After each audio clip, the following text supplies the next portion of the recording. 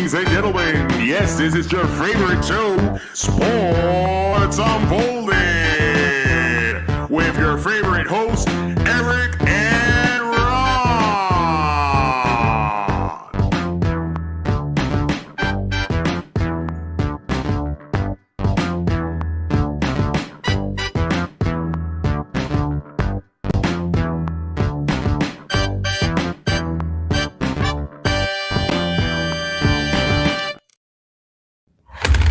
Hey, sports fans, welcome to the best sports podcast on the planet, Sports Unfolded, where we cover all of your top sports stories that have happened this past week. I am your host, Eric. Main man right over there, Ron. How are you tonight? I'm just trying to do my best Pete Carroll impersonation. It's so close. I literally was about to say live now with Pete Carroll. And he's got that great hair, though. Yeah, I think that's what really did it. You need the hair. I mean, he does have a good head of hair at his age. For 75? Isn't he like 75, 70? Yeah, he's up there. He's pushing 80. You gotta love it. So we are a live sports podcast. So if you are joining us live on any of our social media platforms tonight, we do ask that, hey, you join the chat. Let us know what you think. And if you have an opinion or you want to talk about something, let us know. We'd love to hear from you. Always look forward to hearing from all of our fans out there. But before we get started, Ron, we need to thank those that help continue to get Sports Unfolded all over the airwaves. Let's start with our good friends there in Providence, Rhode Island. Tonight's show is brought to you by Sprout Co-working. For all your co-working needs, large or small, visit sproutcoworking.com. All right. We also want to thank our friends in Dallas, Georgia, WDJY FM 99.1. We appreciate the support putting us on every Saturday at 1 p.m., as well as our good friends in Southeast Connecticut, S6E2 Public Access Channel 12. Thank you for putting us on every Tuesday night at 10 p.m. And our friends out there in Dallas, Georgia, tune in later on in the episode to make sure you join our very special contest this month only to see if you can win some prizes from Sports Unfolded in our prediction segment coming on later in the show. So we look forward to that as well. Ron, always an interest. New Year. Let me ask you this question before we even get started. How many times have you put 25 down when you signed something or did something? Like, what is the amount? I haven't signed anything yet, so I haven't done it at all. See, so I was talking about somebody at work about this, and I'm like, what is an ample amount of time before you think it's like unacceptable to do it? I know when I worked in retail, Eric, I think I did it for the first 3 months of every. So you think 3 months is an ample amount? So you would go till March before you would start putting right? Yeah. Wow. I don't know if I'd go that far, but a couple of weeks. I was pretty bad with it too, and they used to call me all the time. Can you change the year, please? I don't know. Maybe, I don't know. I think a couple of weeks. Couple weeks seem like an ample amount of time, but I mean, months. Yeah, that's interesting. If you're out there live, let us know how many times or how long do you think it should take before. Think about it. When you go to the bank and you're like depositing money or whatever it is, you have to put the stupid date on there. And, and 9 out of 10 times you're going to put 25 on there right now, until you figure it out. And then you're done. You're looking, and then you have to do it again because it is a bank and they're not going to take it. Yeah, right. Greetings, ladies. Thank you, Manny, for joining. Manny, as always, bringing the color tonight. We appreciate it. Thank you. Absolutely. Wait a minute. Is that what do you mean by that? Color commentating. Oh, okay. Color commentating, my friend.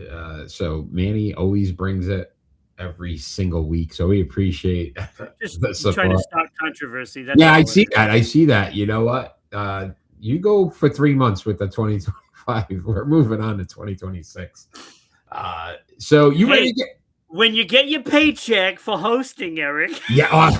and it has the date on it, it's too late. Yeah, they're gonna say, sir, there was 90 days to cash this. What do you mean? I just got it. No. Yeah, 75 cents is gonna go a long way. Man. Oh man, I can finally put that swimming pool in the backyard. Great. Exactly.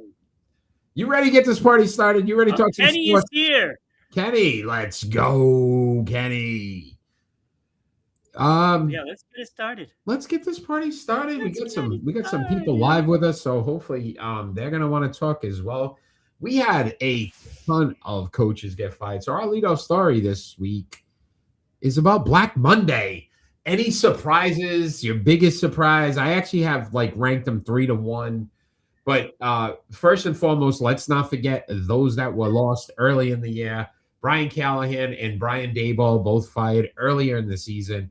And then Monday, Tuesday, you saw Raheem Morris of the Falcons, Kevin Stefanski of the Browns, Pete Carroll of the Raiders, Jonathan Gannon of the Cardinals, John Harbaugh of the Ravens, and Mike McDaniel of the Dolphins. Let's talk, Ron.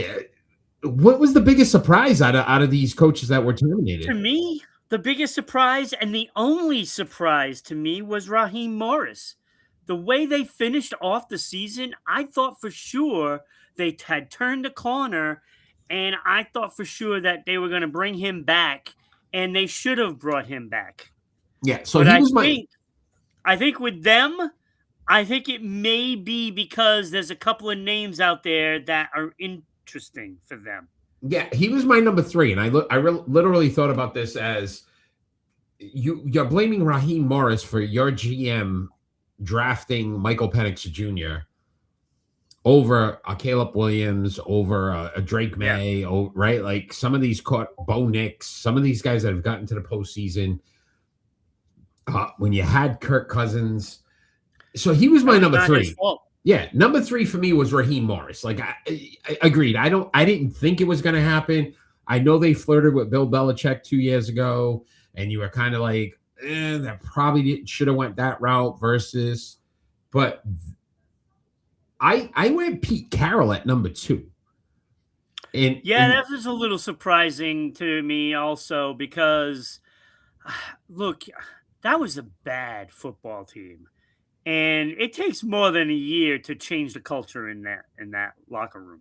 And I don't think they gave him enough time. I really don't. A lot of controversy. Falcons should have never let go of Kirk. Yeah.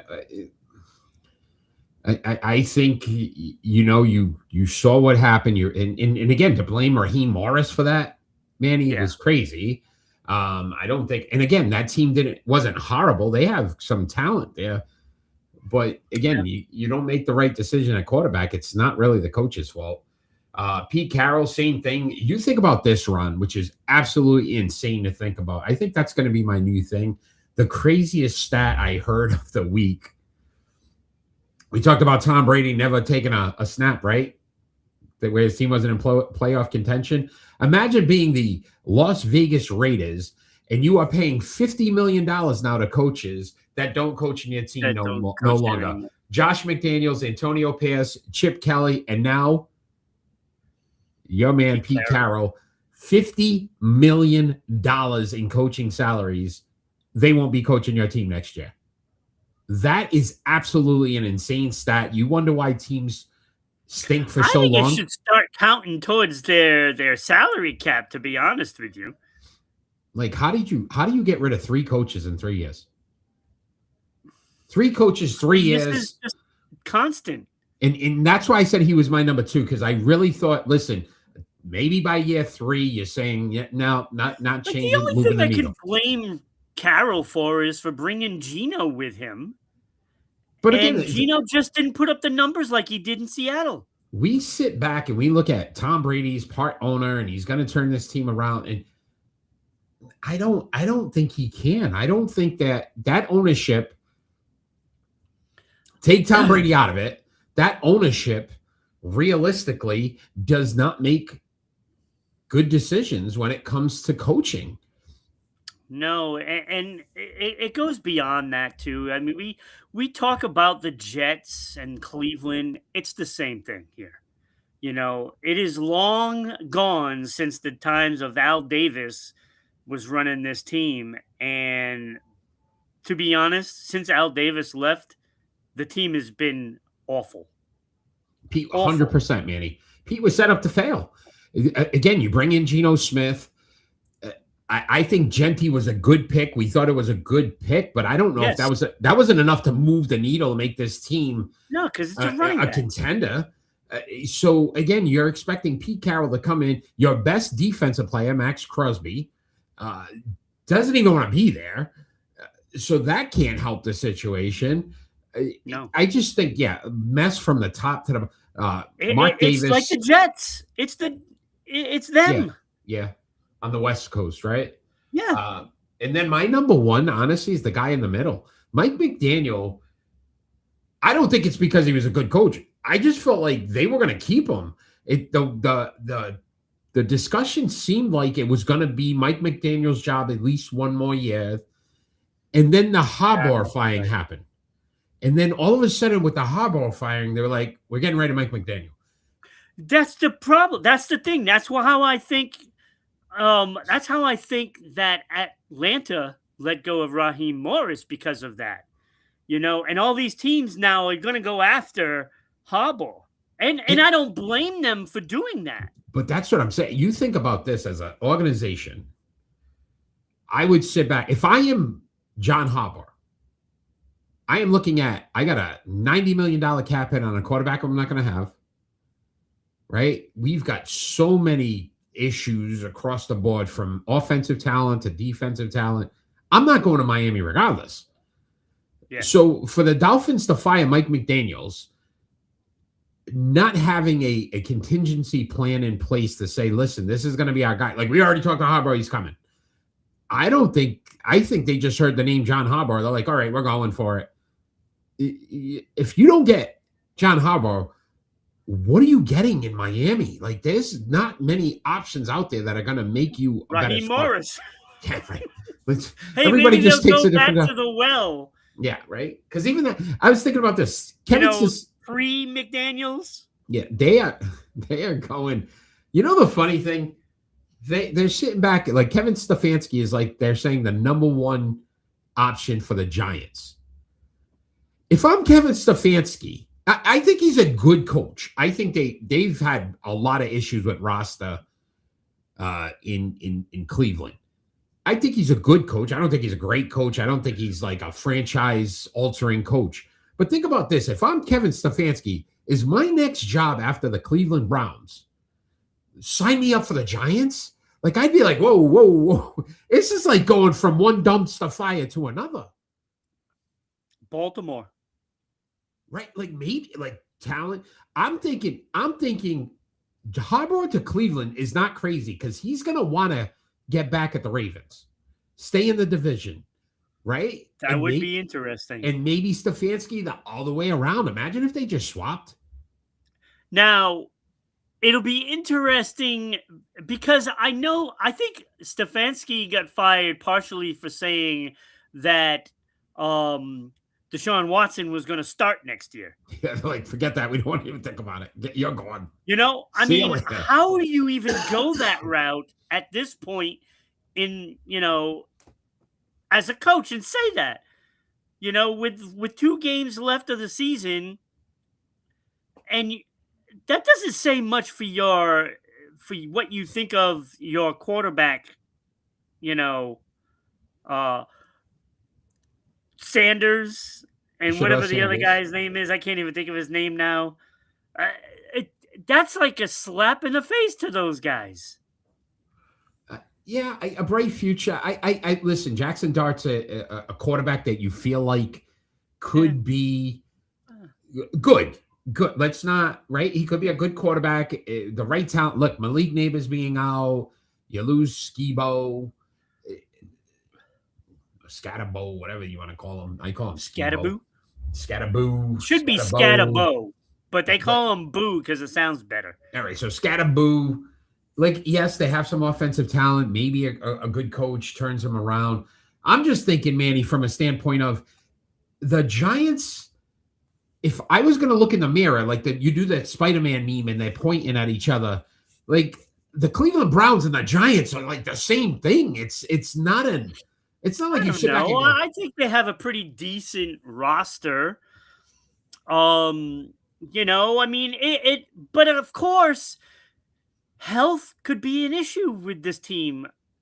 Because now you're looking at your three guys that you're counting on. If they're going to be out every year. Yeah. No, it's an interesting. I mean, they've already started the process of getting hurt, so generally injuries always follow. You got to just wait and see, It's one of those things that it could be injuries every year plaguing those three guys, and we see it all around the league. Yeah, they're definitely not as bad as the Jets. They're not worse than the Jets. Yeah, Aaron Glenn. What a great move that was, Aaron Glenn. Yeah. I can't believe they didn't fire him to try to get Harbaugh. That's what I would have done. New York, they know he wasn't going there. There would have been no shot.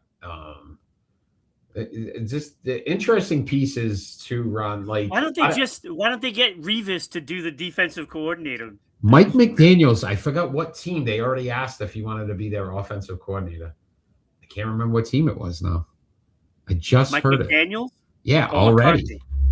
No, Mike McDaniel. You think Mike McCarthy is going to end up somewhere? Nah, I think he's done. I think he's retiring. Buccaneers. It'd be interesting to see what Baltimore does, and that's not a surprise to me. I knew that whoever lost that Pittsburgh Raven game was going to get fired. Yeah, Mike McDaniel, Lions, Buccaneers offensive coordinator. Yeah, there's some talk that he could. I'm sure there's going to be some jobs opening up for him. Yeah, I don't think he ever gets a head coaching job again. I think they keep playing that. A lot of talent there. They keep playing that same soundbite of him, like you have to win the game to win the game. And I think most people, that was a bad soundbite. If you're an owner of an organization and you bring him in and you're going to tell me that's not going to be the first thing you see when you talk to him is you play to win. You win the game by winning the game. Like, what does that mean? Yeah, I know. What does that mean? That's the worst. It's the worst. Pete Carroll probably done at his age, right? Maybe college, maybe. Imagine him and Bill, in college playing each other, not like coaching against each other again. I don't know. Pete Carroll wants to be in there, I think. Right. I don't think another job. Yeah, can you see another team bringing him in at his age? Maybe just somebody to right the ship. I wouldn't be upset if I'm an Arizona Cardinal fan and they hire Pete Carroll, because they're going to hire some scrub that nobody's ever heard of. And that's not what that team needs direction. They don't have like those veterans on the team that are going to point the team in a direction, right? They don't have that. And I think they need an experienced coach rather than some scrub off the street. And that's what Arizona always does. Yeah, I can't see it. I just can't, though. I don't know. I think Harbaugh's... I don't know. Stefanski's going to get another job. I'm going to guarantee that. Raheem Morris, this was already a second stint. Maybe not. I don't know. I think he gets another shot. I think he deserves another shot. And then obviously John Harbaugh is getting a job. Maybe give Raheem the Baltimore team. How about that one? See what he can do with an actual squad. Maybe.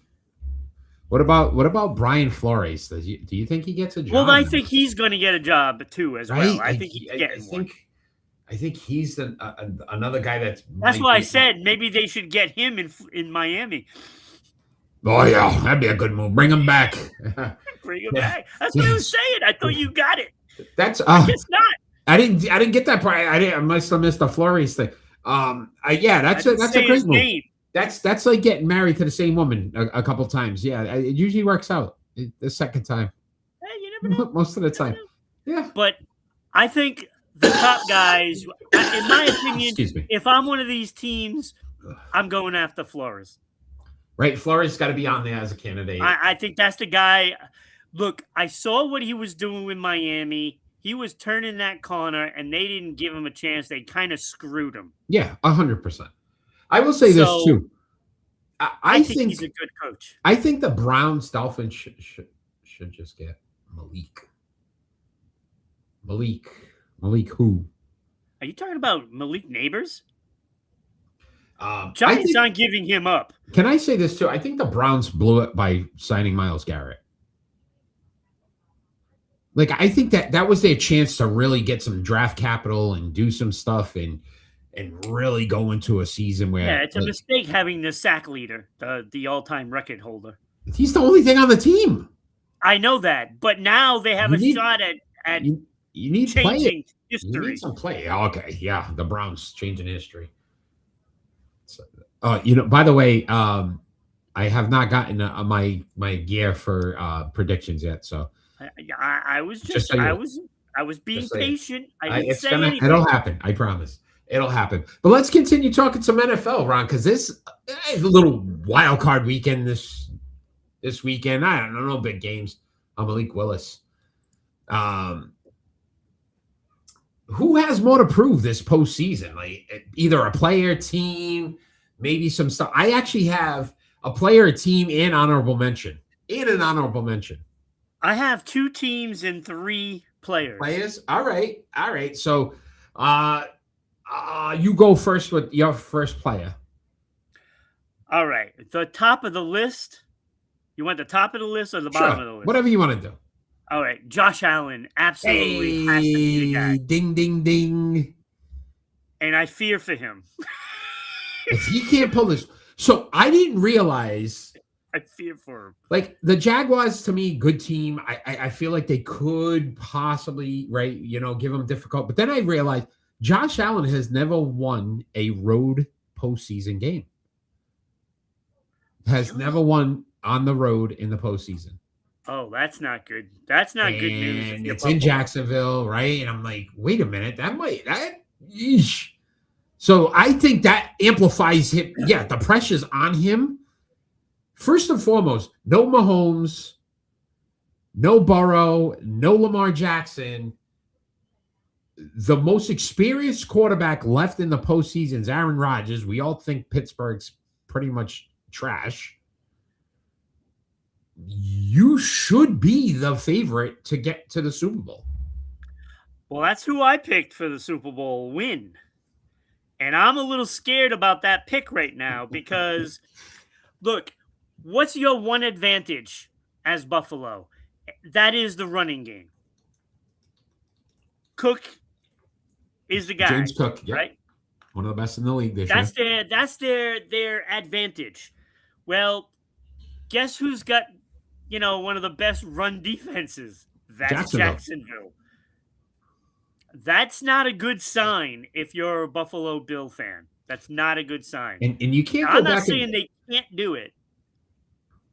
Don't forget, Trevor Lawrence a couple years ago against the Chargers brought his team back from like 24 points down. And so it's not like he hasn't won in the postseason, Trevor Lawrence. Yeah, I think I agree with you. Like my number one player would be Josh Allen, without a doubt. Yeah. It wasn't even a question for me. It was who else I was going to just tack on to that. Gotcha. All right, so I'll start with my team, and then we'll kind of go back and forth on some stuff. It has to be, for me, the most to prove.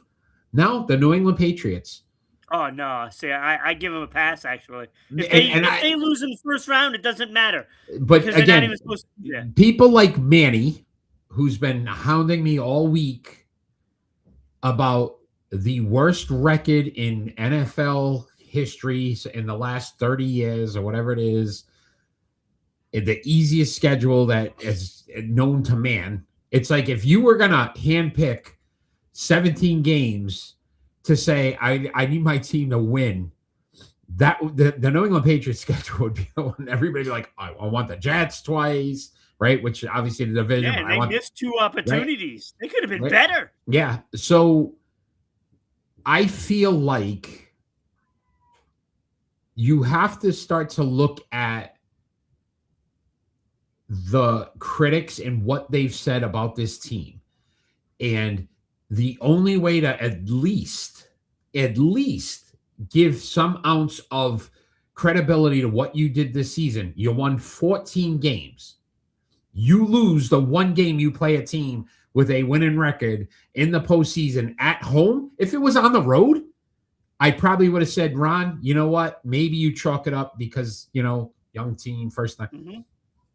Being at home, 14 wins, everyone's talking about your schedule.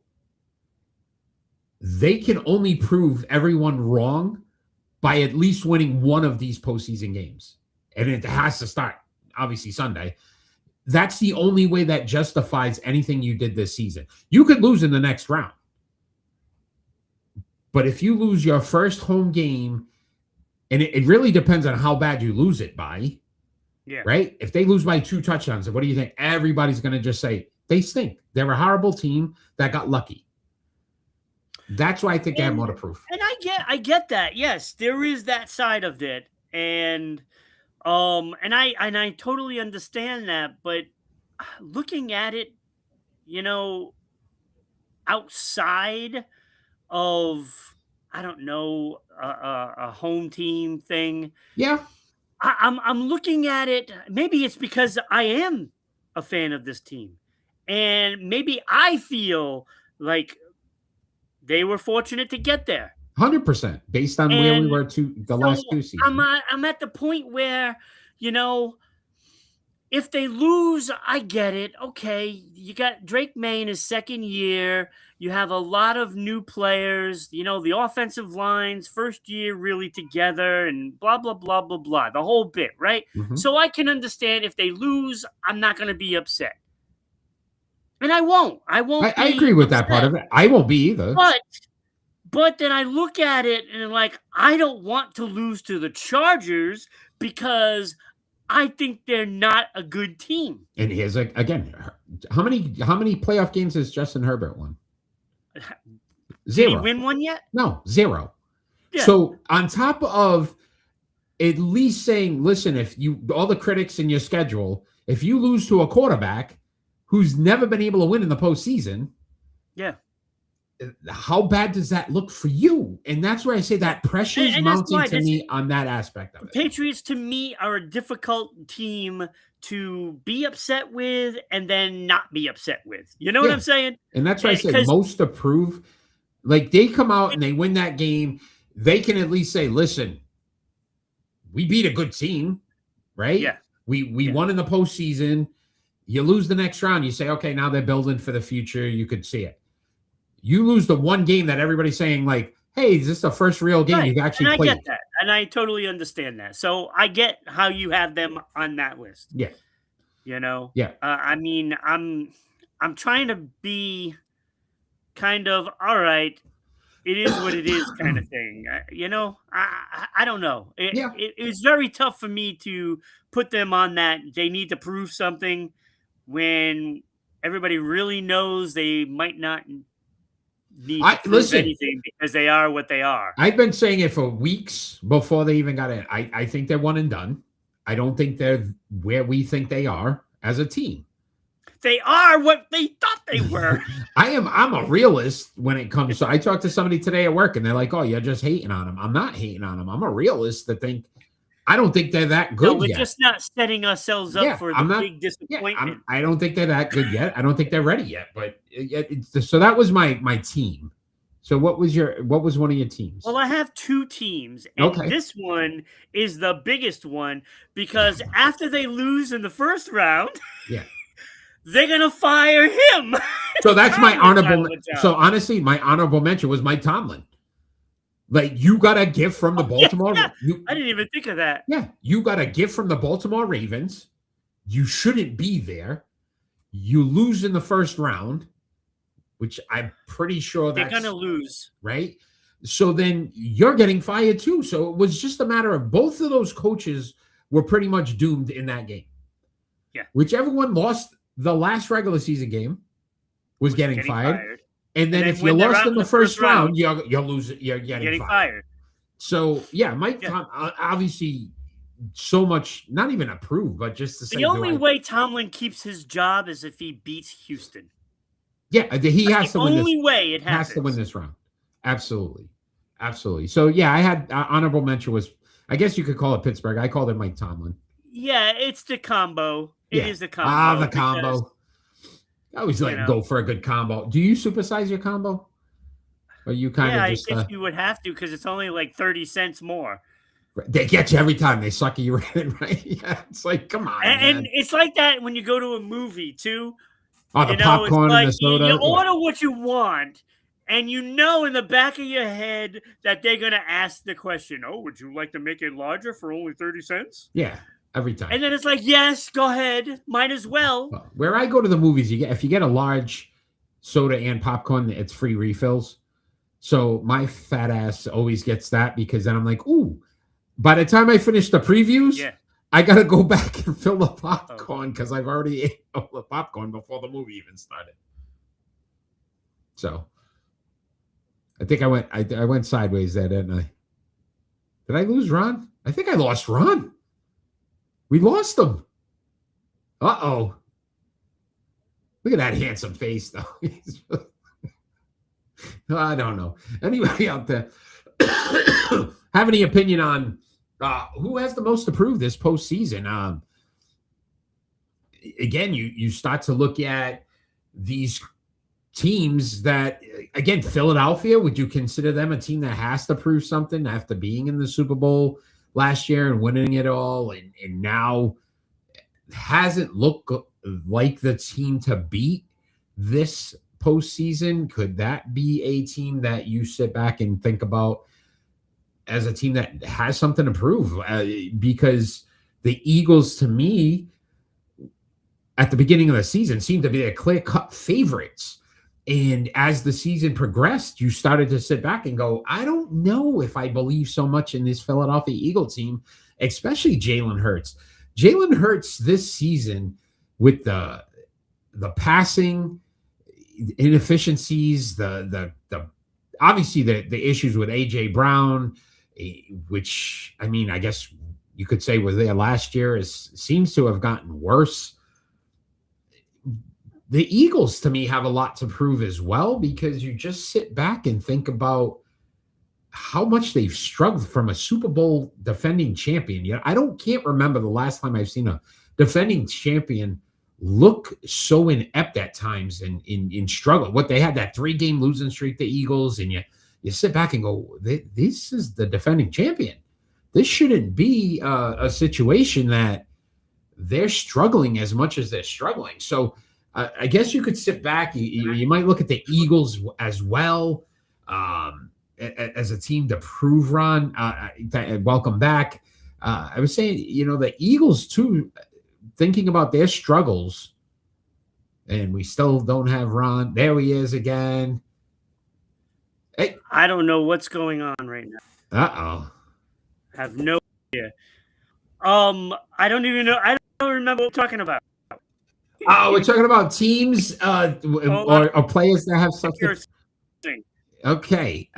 So anything else from a team standpoint or a player standpoint that has something to prove?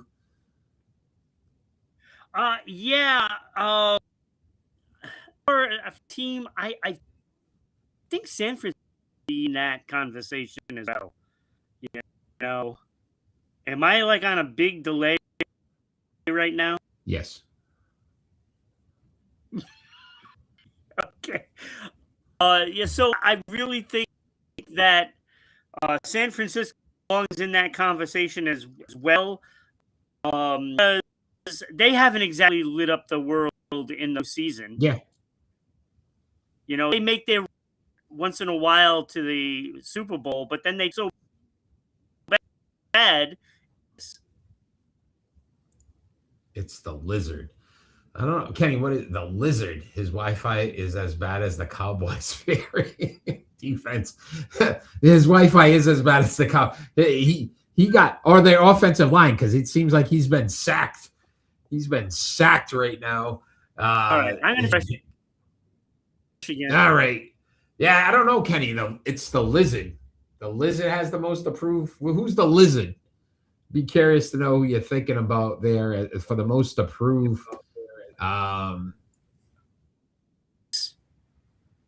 Is this still better? Delayed, but yeah, we'll keep going. Any other players you guys are thinking about that could possibly be have a lot to prove this postseason? I mean, again, I don't. I'm trying to think of all the teams that legitimately could listen. Do the Bears have something to prove as well? Because the Bears, if you look back on a season, I don't think anybody really had high expectations for the Bears, and now that they're in and they're at home, they're hosting a game. They're the 2 seed in the NFC. Is this similar to what New England's experiencing? A team that maybe people aren't so sure about. Drake May could possibly, right, Manny? Drake May has a lot. Bo Nix to me is an interesting piece because does anyone really feel like Bo Nix is the reason the Denver Broncos are in the postseason? I think most people think it's because of that defense. Denver's defense does seem better now, Ron. Okay, good. Yeah. Right. So Bo Nix, I would agree with you, Manny, on one aspect. I think he has a lot to prove to show that he won't lose a postseason for his team. I don't know if he has a lot to prove because I don't think many people believe that Bo Nix is the reason why the Denver Broncos are in the postseason to begin with. No, it's their defense. Right? So, I mean, I think his biggest point, can he prove that he won't lose the postseason for his team? So I can see it that route, right? Yeah, his offense will put up enough points, and it was Bo Nix's fault. Yeah. And I think Jordan Love belongs in this conversation as well. You know, for all the hype that Green Bay has been getting, I mean, what has he really done? I think they are probably the best team to fail in this postseason based on the fact that Jordan Love was out for the concussion. They didn't play him last week for rest to have him ready. Yeah. He hasn't played. This is going to be 3 weeks before he's played a game. And now you're going into Chicago. Haven't exactly played very well. Yeah, without him. And you're going into Chicago. So to me, I think this team at the beginning of the year, when we talked about the Packers, especially when they had Parsons, we're like, this is a Super Bowl contending team. And then towards the end of it, nobody was really talking about them. They just faded away. So yeah, absolutely.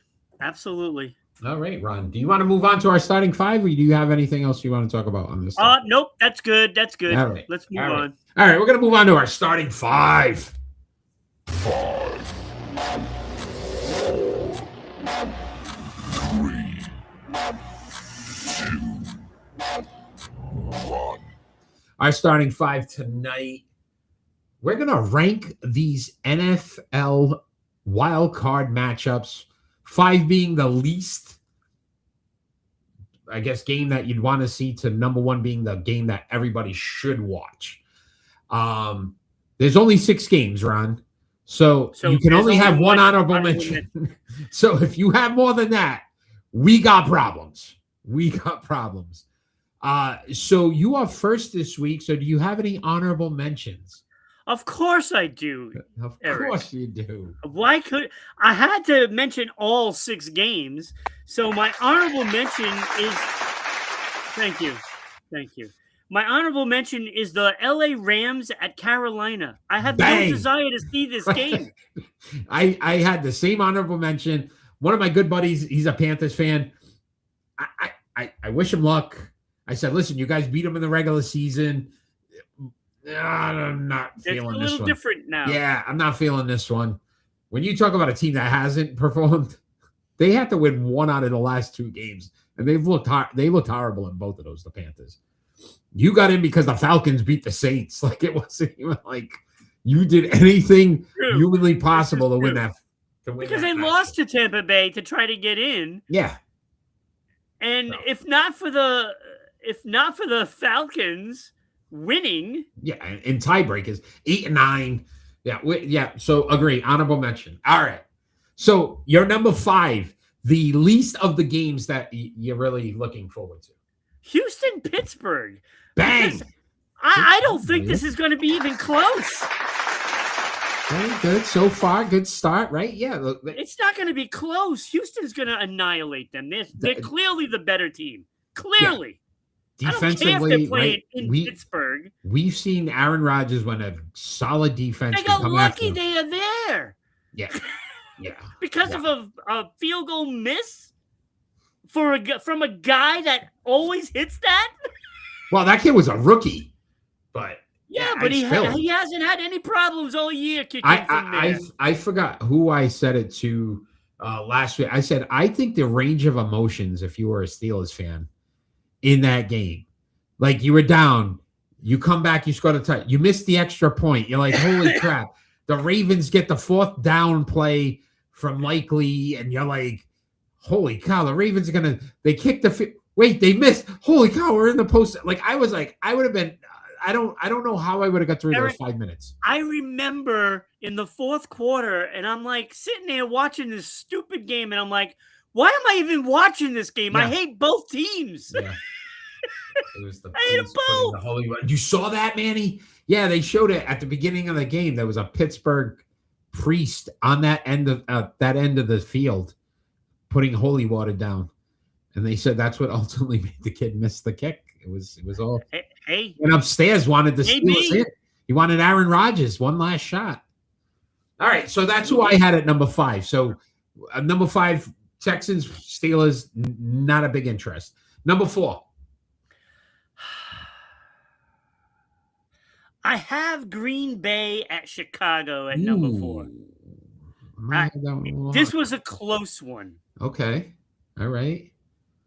And because your key word is interest, right?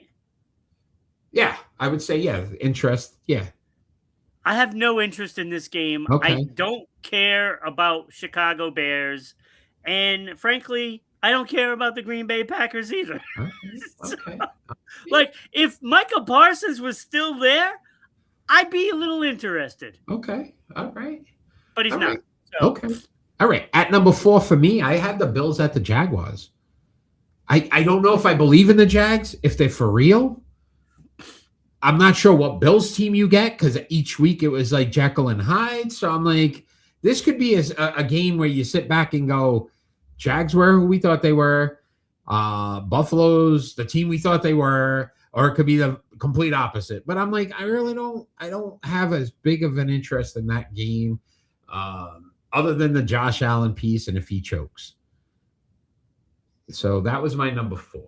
So number 3. Number 3, I have Buffalo and Jacksonville. Okay. Because, I mean, I've been hyping this thing up like Jacksonville has a chance just to make it feel like they have a chance. But I still think Josh Allen is going to take over this game at some point, probably late in the 3rd quarter, and rally the troops, and he's going to get the job done against Jacksonville, which I think overachieved the entire year. Okay. All right. So at number 3 for me, I have the Chargers at the Patriots. And I'm interested from obviously my fan point, but if I start to look at a quarterback that's never won a Super Bowl, never won a playoff game, Justin, and then you sit back and go, I don't know what the Patriots are. I mean, they're a 14-3 team that everybody says shouldn't be 14-3. Okay. Interesting, but not my top if I had to look at a team. So that's who I had at number 3. All right. Number 2. Number 2, I have LA Chargers at New England. Okay. And it's the only reason why it's up this high is because of the fact that it's the New England Patriots and it's Drake May. Drake May. I hate that nickname. They better find something for this guy. I still like May Day. It's the home team, so of course I'm going to have it more interesting and up higher. And the fact that I want the Patriots just to shut everyone up and just blow the doors off of this crappy team throughout history. I've hated this team. They always running their mouths. Wow.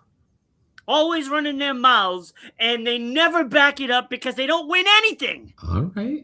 Look at you getting all fired up already right, for the postseason. He's ready.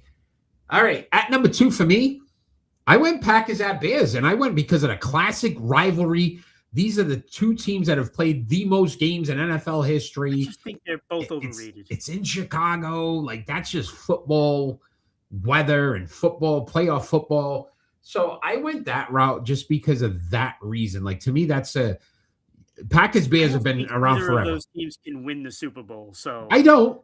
I just think that it's pretty damn interesting. Usually, too, when you play your same division in the first round, because this is the 3rd time you're playing each other, and I don't know. And they split in the regular season, so yeah, they split in the regular season. All right, so number 1 has to be. I think we had the same one. San Francisco, Philly. Right. I mean, you got the Super Bowl champions coming in to try to defend. And like I said, San Francisco has a lot to prove here. They got to prove that they can do something against, these top contending teams. And whether you believe it or not, Philadelphia is there. They are in this. And personally, I think roster-wise, they still have the best team in the conference. I had them at number 1 because I think whichever team comes out of this has the best shot to get to the Super Bowl. Absolutely. I think 100%. Both of these teams are legitimate contenders to get to the Super Bowl. And I think the fact that the Eagles, as the defending champion, having to play in a wild card, right? Yeah. And, shutting down the Eagles, not even close. So, again, no, we say that. I can't count them out. And you can't, again, is the defending champions. They are the most resilient team in the postseason now. Yeah. They've been there. They've proven it. So, but it should be an interesting. At least we had 1-5 the same. 1-5. Yeah, you just had one higher. Yeah. And, lower. And you all of them were in the same order, really, except for that one. Yeah, you did your fandom thing. I didn't. Yeah. If I did, number 1 would be Pat's. I just hate the Chargers, too, because of all the yapping they did. Yeah, LaDainian Tomlinson still. Yeah. Crying. Still hear him crying. Scrub of them all. Hear him crying. All right, let's move on to some NBA. Trae Young, he's been traded to the Washington Wizards. Can he turn this? Can he turn this franchise around? Can Trae Young be a piece you build your organization around? I absolutely can't even believe Atlanta did this. I can't believe it. You got nothing for Trae Young. CJ McCollum, which is expiring contract. It's an expiring, and Corey Kispert. At least get a draft pick. Come on, Atlanta! You just gave away your franchise because he's really the guy that has gotten you in at least a play-in this year. If not for some other teams really stinking, you wouldn't be in there. Yeah, and now you got rid of your best player for nothing. Yeah, nothing. Not even a draft pick. Let me ask you this question, Ron. Maybe it's me, and maybe I'm just very cynical of people nowadays, and it could be. I think you've rubbed off on me in the wrong way sometimes. He requested to go there. I know. That's the second part of the whole thing is like, who wants to go to Washington? But I looked at it this way. You know why he wants to go there? Because nobody cares. So he doesn't even have to worry. Like that's my mindset, and I don't know if I want to have that mindset. Me, but that describes him to a T. This is why Atlanta can't win playoff series because this guy doesn't care. He doesn't care. Right, you're asking him to go to the worst franchise. So he can go to Washington and not care, and nobody is really going to care. The fans don't care. The critics aren't going to really bash you because when's the last time the Wizards were even relevant? When they were the Bullets? Like, nobody cares about this team. Pre-Jordan? Right? Like, I don't. I mean, decades before Jordan. So it's like he requested to go to a team that's 10-6. They have the second worst record in the East. 10-6. They're 10-26. Sorry, 10-26. Wait, 10-6, pretty good. They're great. Did I look at the wrong team? This team's awesome. But and then I sit back and I go, he requested to go there. If this was a deal, you sit back and like Atlanta was like, listen, we're gonna get rid of CJ McCollum next year, freeze up money. Maybe then I would have been like, okay, I get it. But for the player to be like, please send me there, it's almost like you're saying, listen, I don't care if I win ever. I just don't want people to talk about me. And then on top of it, Ron, you want to know volumes for the player. And you want to know the craziest part about this is that the Hawks are actually saying that they want to possibly trade for Anthony Davis. For Anthony Davis. What is this team thinking? Like, when has Anthony Davis been relevant? Atlanta is terrible. They're horrible. What a horrible franchise. I'm sorry, you guys down in Dallas, Georgia, but this A was a crap trade. B, if your option is to go get Anthony Davis afterwards and thinking that's going to fix your problems, let's get the guy that's on IR more than he's actually on the court. This franchise has just done things wrong as far as I've known. When was the last time they actually, made progress? 2021 was they made the run to the Eastern Conference Finals.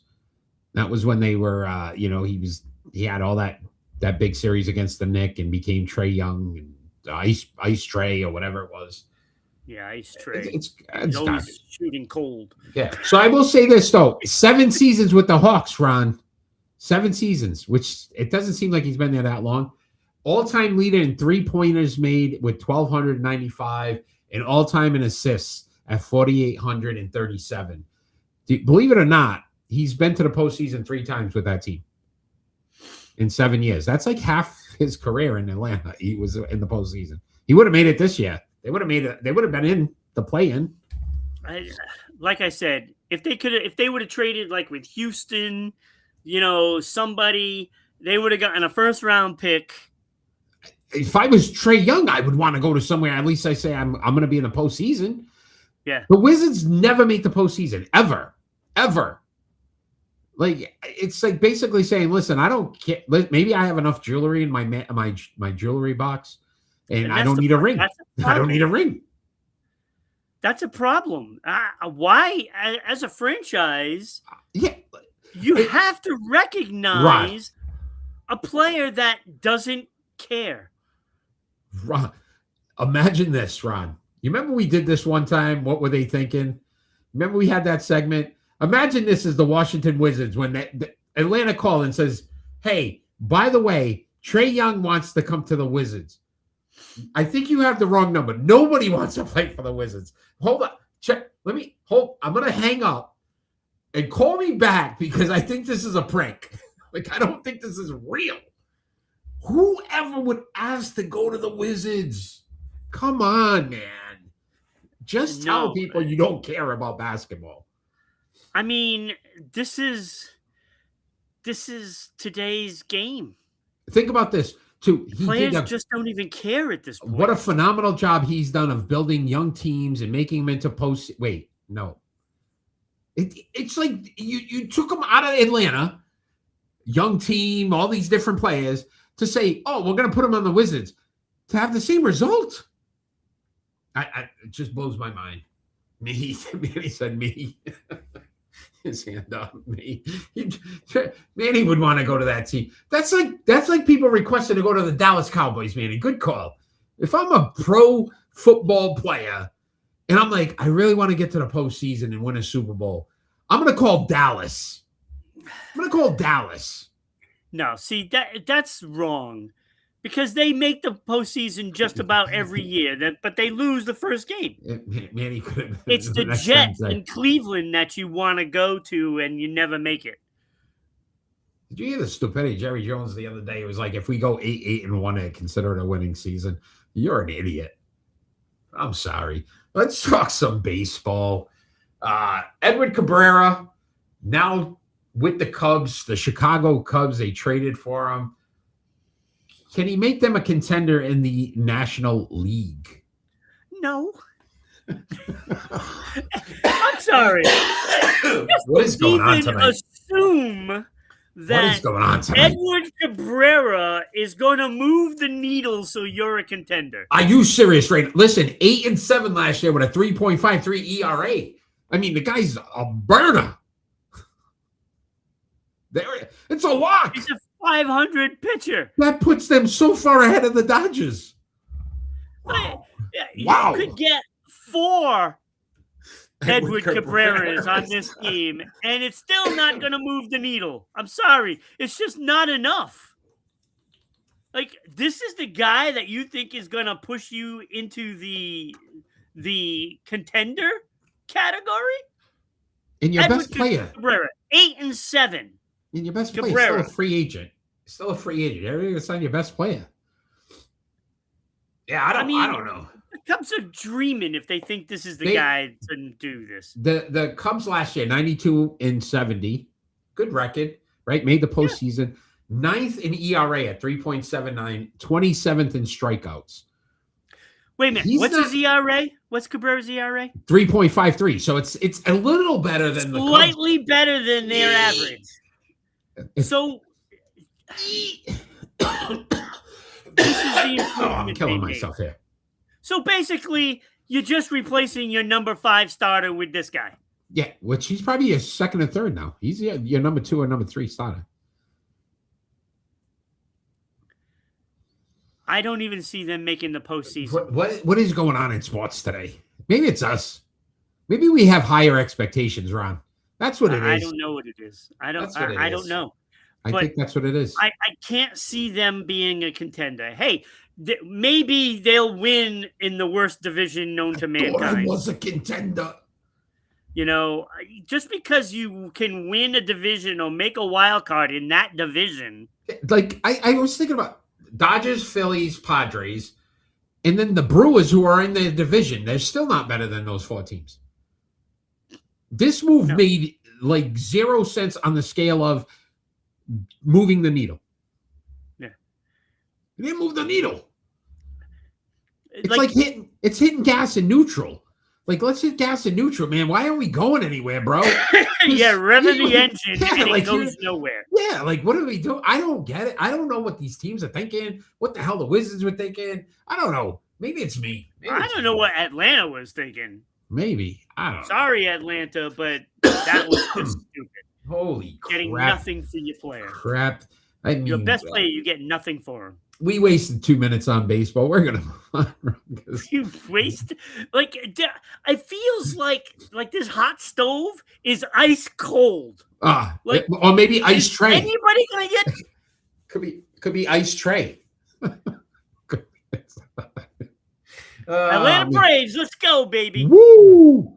All right, Ron, before we get into our split, I could start liking.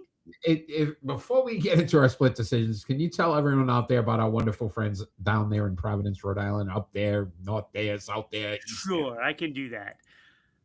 Tonight's show is brought to you by the all-new 990 WBOB radio page, offering links to your favorite Providence shows, including Sports Unfolded and the Brian Bulldog Sports Hour. So keep in tune. Send us an email to sponsor the show, ribroadcasting.media@gmail.com.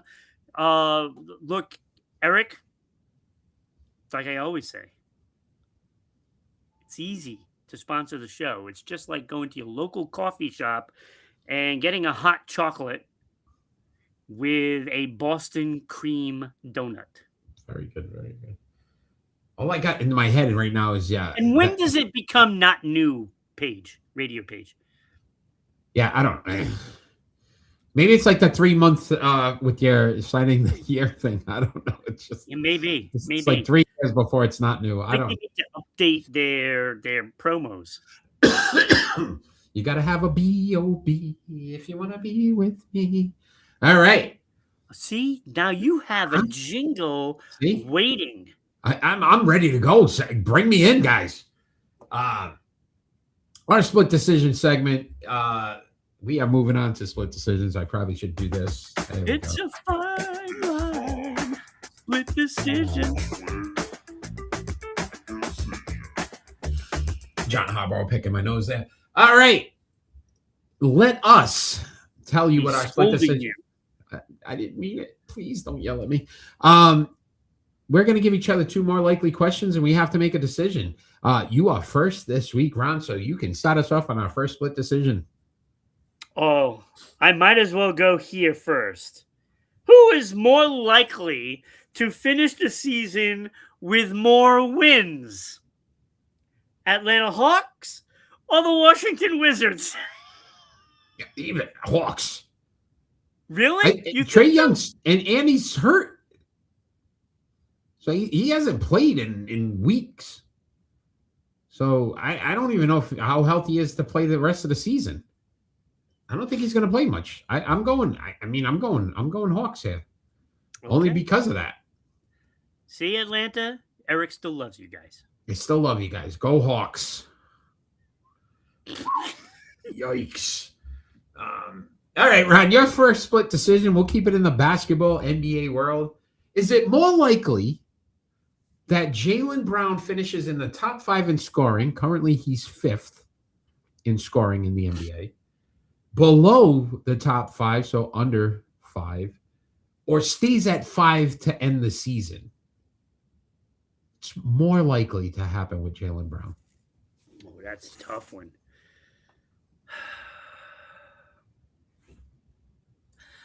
I'm gonna say he's gonna stay at number 5. You think he just stays at number 5? I think he's only 0.1 from number 4, by the way. It's like 0.1 from number 4. I wonder what's gonna happen come late in the season. When Tatum returns. Take some shots away from him. I think we talked about this before, Ron. I don't know. It was kind of crazy. I think we did, but kind of crazy. You know, but I was shocked to find out he was 5th overall. Like, he's having a hell of a season, Jaylen Brown. He's having a great season. I was like, damn, 29.7, I think he's averaging. It's kind of crazy. Stays at number 5, Kenny says. Yeah, he agrees with you. Stays at number 5. All season, though, Kenny, even with Tatum returning. Things that make you go, that's what I said. Okay, all right. Stays at number 5. All right, your second split decision, Ron. What team will more likely hire John Harbaugh as their head coach? Phone home. E.T. Elliot. All right, so which team will more likely hire John More likely to hire. More likely. Las Vegas Raiders? Nope. Miami Dolphins? Nope. Cleveland Browns? Yep. All right. Atlanta Falcons? I'm going Browns, man. I think that's the most intriguing thing to me. I don't know why. I really feel like he's going to want to stick it to the Ravens. I just think Cleveland and Atlanta and Miami fired their coaches because they knew he was going to be on the market. Giants are definitely doing it. So Manny thinks the Giants wasn't one of the options, but I could see it. Wasn't one of the options. But I don't think Atlanta. I just think they don't know how to run an organization. I don't think they're even. Well, you're down on Atlanta. I know. What is today? Oof. There goes our market share down there. I like the Atlanta Falcons in this. I think they're going to make a push for him, and I think they're going to get him. Yeah, I don't know if he'd want to go there either, though. That's what I'm saying. Like he's a black and blue. Kenny thinks Atlanta. I think I don't know. I just feel like he's going to want to stick it to the Ravens. I could see him saying Cleveland if they call him. But no, it's a good call. All right, Ron. One more NBA question for you. Which NBA player is more likely to be traded before the deadline? So Trae Young already traded. Zach LaVine of the Kings Anthony Davis of the Mavericks, Hmm. Anthony Simons of the Celtics, Hmm. or Jonathan Kuminga of the Warriors. Who's the next player that's more likely to be traded? So all four of these guys have rumored to be getting They traded. all could. I am a fan of the 28-3, my friend. Never forget. Never forget. Greatest comeback in Super Bowl history. That will ever happen. That you'll never see that again. I can promise you. We apologize, Atlanta, for all the negativity towards your teams today. One time, 1 week, ever. Send the hate mail to Eric at Sports Unfolded. RIBroadcasting.media@gmail.com. Kenny seems to think Davis. I'm gonna, He's going Anthony Davis. Kenny.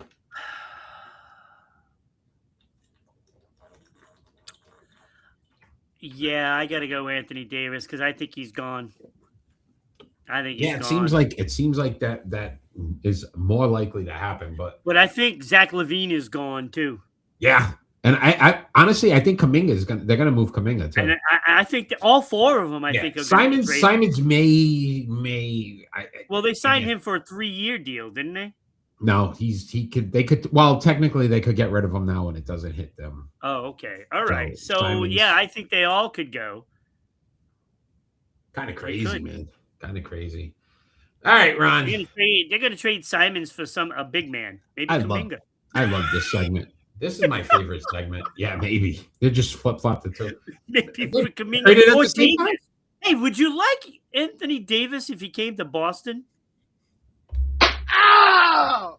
Shut your mouth. Just shut your mouth. That's what I told Eric. That's what I told Kenny last night on the show because LeBron. Somebody said, believe it or not, fan. LeBron James' name is being rumored too, possibly as a trade candidate. They should trade him. Imagine that. You think him and how do you think that went? What's his name? The coach there, JJ Redick. JJ Redick and him maybe had a falling out since the podcast thing. It's not going as well. I could care less. If I was Luka, I'd demand LeBron to be We traded. should do a weekly show with him. How many times, if we did a podcast with LeBron James, how long before you said you suck to him? I don't know if you could not do it. I don't know if I couldn't do it. I don't think you could. I don't think. I'd get so frustrated and have to leave the show. I would have to leave the show. How many times? Wait, Ron, we could see you still moving. You're breathing. Sorry, guys, my camera's freezing. I gotta go. Wait a minute, Ron. I can see the curtain in the background. The steam coming off of it. I can't. All right, let's talk some hockey. Look, I don't know if I could make it through an interview with LeBron James without insulting him somehow, some way. I could see. You know what I think you would? No, subliminally in the background, you just have this button that's going, Jordan. Oh, every time you'd ask a question, First question: do you think you're better than Jordan? LeBron, let me ask you this. That would be my first question. My next question: do you really think you're better than Jordan? Wait a minute, hold on. Third question: people that compare you to Jordan, how crazy are they? That is how I see it going. I could see it going that way. That's a good call. All right, let's talk some hockey, Ron. USA men's hockey team has been announced. Who got snubbed here, buddy? I mean, there's a couple big snubs. And first and foremost, you have to put Adam Fox as probably one of the biggest snubs. Defenseman, 30 games this season. But the guy's one of the best defensemen in the league. Adam Fox, no? He's one of the best. I used to think that too, but look where the Rangers have been for the last 2 years. Wow. Maybe the talent around him. So I have soured on Fox. Ooh. I at one point thought he was the best defenseman in the league. Now I think that's a joke. And anybody that thinks he belongs on the team, should be smacked. Wow. Okay. Hold on. Here you go, buddy. There you Thank go. you. We got you. All right. So who else then? He's the most overrated defenseman. Not a snub. Who did get snubbed was John Carlson and Lane Hudson. Mm-hmm. Yeah. Okay. Those two got snubbed. Now, the two guys that they should replace is Hannafin and McAvoy. Yeah, I was going to ask you about that after McAvoy and Swayman both making the team. But now I can see why they want McAvoy on the team because of his physical presence, but he hasn't had that physical presence, since the tournament. Puck to the face. Puck to the face. Well, since the tournament actually last year he did not have that physical presence. All right. Even before the injury. All right. But I can understand why they want McAvoy, but Hannafin should be out, and one of those two guys should be in. It should be John Carlson on that squad as a defenseman. All right. That's the big omission. All right. What about Jason Robertson? I like Jason Robertson as a player, but I look at the players on that position: Keith Tkachuk, Gensel. Has Tkachuk been out some of the? How long? Brady Tkachuk, rather. Stop. Okay. Sorry. I was going to say Keith Tkachuk has been out. Yeah, Keith Tkachuk is the fouler. He's been retired forever. Kyle Connor and JT Miller. Now, with Robertson, look, Gensel's numbers aren't that great this year. But he was there in the tournament last year, and he played awesome. And he played on that Matthews line, and they were really good together. So I'm not upset that Gensel is playing in this. And in fact, I would take Gensel over Robertson. But where the problem is whether you want JT Miller over Robertson. Now, I know that Miller is a more physical player, and I think this is what the team is looking at. They want to be physical. They want size, and that's why they left Robertson off. Okay. Robertson, better talented as a scorer, but Miller can still put up the goals as well as being physical, and I think that's why Robertson got left off. Okay. All right. What about Alex DeBrincat? Yeah, DeBrincat and Caulfield, to be honest with you. They're both having good seasons. But again, you're looking at because Matthew Tkachuk, his injury, he's probably not playing. So they're going to go Boldy, Thompson. Thompson will probably be up on that first line with Eichel and Brady Tkachuk. Again, size, and he's a great player. I mean, being in Buffalo doesn't slow him down. He's a great player. The problem is they have Brock Nelson and Clayton Keller as the next two guys on that depth chart. And they're all basically, in that same spot as goals and assists and the whole bit. But Clayton Keller is a bigger player. Brock Nelson is a very wily veteran that has been scoring for many years, and he's having a great year in Colorado. I think Nelson might have been the guy that I would have put. I probably would have went with Caulfield because of the speed. Okay. But either it's the same production for all of those guys. So. What about Lifetime Achievement Award? Patrick Kane, just based on what he's meant to hockey for the last 15 years or so, you wouldn't be one of those guys. He's had chances to be in there, so give somebody else a shot. Okay. I don't think he's as good as any of these guys. I agree. I'm not saying it wasn't based on his play. It's again 37 years old, probably his last. Yeah, I mean, if you're coming down and you have an injury, God forbid, you have an injury to one of these stars, then maybe I give it a look. But I'm going through Robertson, DeBrincat, Caulfield before I even get anywhere near him. Patrick. All right. Real quick before we move on, Ron. Bruins that made it.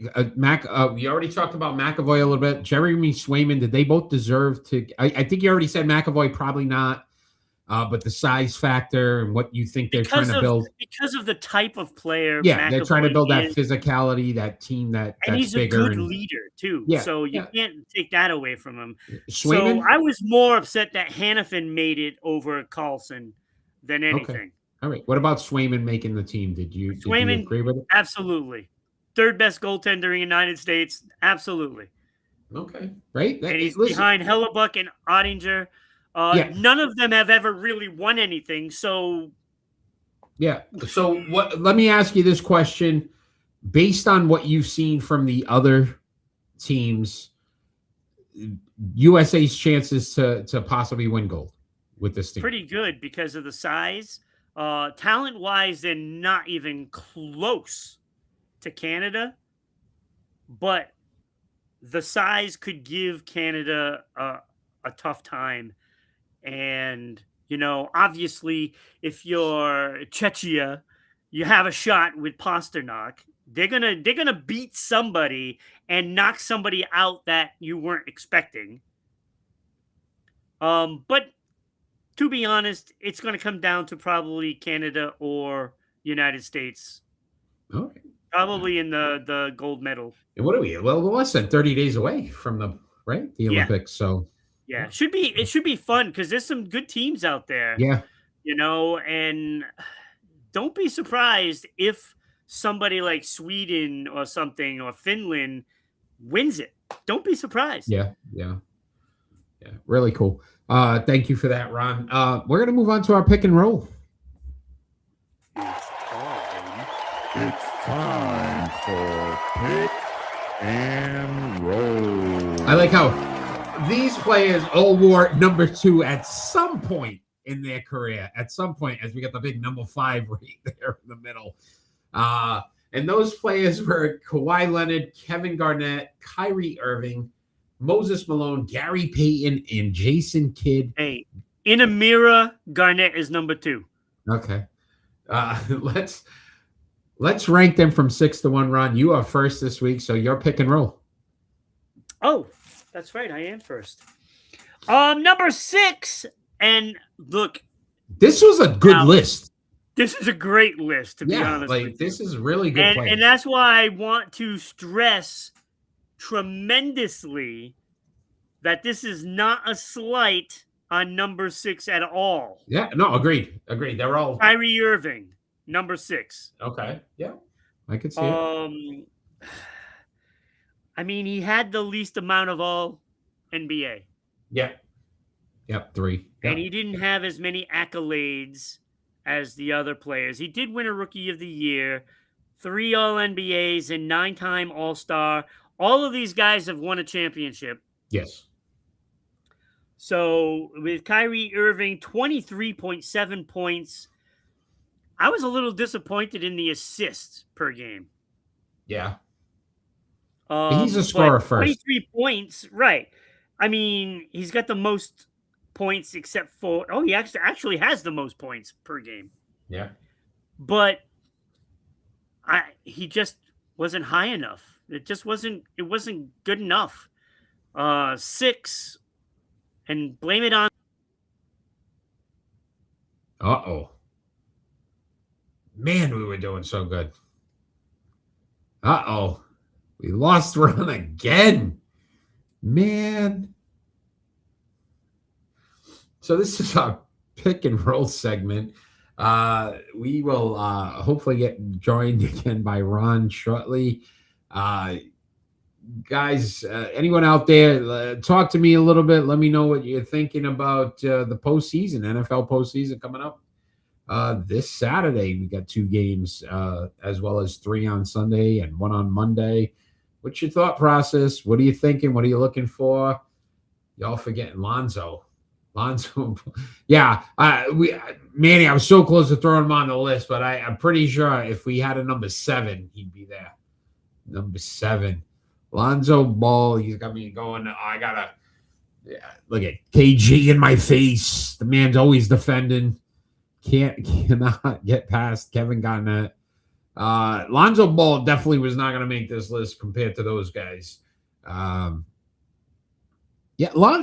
Very disappointing career, right? You think about all the hype that went into that and just can't stay healthy. Yeah, but Kawhi is the GOAT. I mean, Kawhi. I think that the problem with Kawhi was he's just not as personable. I don't think people could really relate to him. And then he had those injuries the last couple of years that kind of set him back, and it makes it hard for, I guess, to put him in that GOAT category, just based on the fact that he's missed so much time, and that Clippers just have not been a good organization since he's been there. That was more a run for the money on that one. I liked him with Toronto. I thought he really good with the Spurs because you think about it, it was just quiet assassin. I don't know. I don't like his Clipper career. To me, that's where it kind of changed for me. But hey, look who's back! I mean, this has been an interesting show tonight. I'm really getting annoyed. Yes. So you're at number 5, Ron. You're number 5. All right. So number 5, I have Kawhi.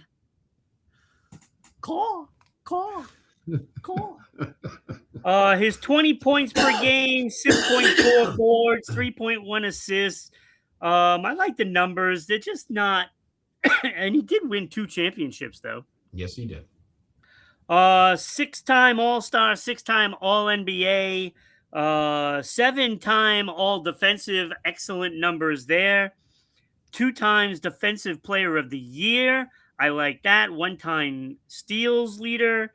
Those are pretty good numbers, and I just feel like he probably missed half of his career. Like it could be so much better. Yeah, listen, that's what I'm trying to say. Manny had put him as the GOAT, and I'm sitting back going, the time he's missed in his LA Clipper career has not been very good. That team's not been good. And there's no way he's the GOAT. I'm sorry. You know what I mean? So Manny, you don't know what you're talking about. Manny is. Are we attacking Manny? Is that where we're at? That's what I just did. Yes. All right. So who do you have it for? He's the GOAT is awful. It's not. He's not even in my top 15 to 20 players. Not even close. I would probably agree with that. All right. So what are you for? I mean, he's only 5 for me in this list. Number 4, I have Jason Kidd. 12.6 points per game, 8.7 assists per game, 6.3 rebounds per game. That's pretty damn good. Yeah. I'll take that. 1-time champion, 10-time All-Star, 4 more than Kawhi, 6-time All-NBA, 9-time All-Defensive. That's 2 more than Kawhi.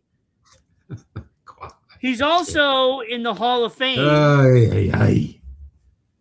He's also won a Rookie of the Year and a 5-time assist leader and 2 times Sportsman of the Year. Sportsman.